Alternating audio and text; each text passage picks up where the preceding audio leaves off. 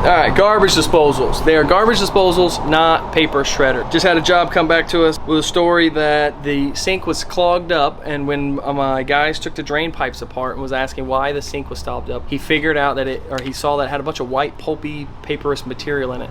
So he naturally started asking some questions to the customer and said, hey, what happened here? And the lady said that she was throwing letters down her kitchen sink, bills that she didn't want because she was worried about her personal information. And so she was using her garbage disposal as a paper shredder, but she put too many down there and it actually clogged up the pipes. So quick public service announcements today.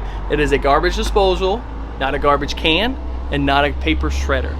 Keep that in mind when using your plumbing. All right, thanks.